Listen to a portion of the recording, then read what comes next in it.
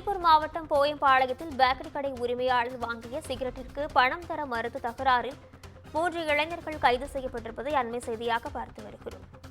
இதுகுறித்த முழுமையான விவரங்களுடன் இணைகிறார் செய்தியாளர் ஞானசேகரன். வணக்கம் ஞானசேகரன், விவரங்கள் என்ன?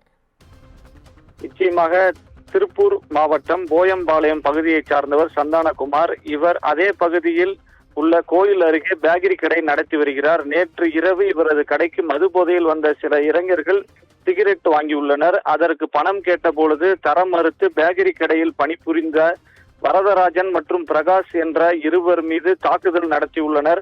மேலும் கடையில் இருந்த பொருட்களையும் அடைத்து உழைத்துள்ளனர். இதனைத் தொடர்ந்து பணம் தராமல் அந்த கும்பல் வெளியேறியது. ஊழியர்களையும் தாக்கியதால் பரபரப்பு ஏற்பட்டது. மேலும் பேக்கரி உரிமையாளர் சந்தனகுமாருக்கு தகவல் தெரிவித்தனர். விரைந்து வந்த அவர் கடையின் ஊழியர்கள் அடிபட்டு பொருட்களை உடைத்தது இருப்பதை கண்டு அதிர்ச்சி அடைந்தார். இதனைத் தொடர்ந்து அனுப்பர்பாளையம் காவல் நிலையத்தில் சந்தானகுமார் கொடுத்த புகாரின் பேரில் வழக்கு பதிவு செய்து போலீசார் பேக்கரியில் இருந்த சிசிடிவி காட்சிகளை கைப்பற்றி தாக்குதல் சம்பவத்தில் ஈடுபட்ட நபர்கள் அதே பகுதியை சார்ந்த கருப்புசாமி, விக்கி, ஜெயக்குமார் என 3 பேரை கைது செய்தனர். மேலும் இச்சம்பவத்தில் தொடர்புடைய சிலரை தேடி வருவதாக போலீசார் தெரிவித்தனர்.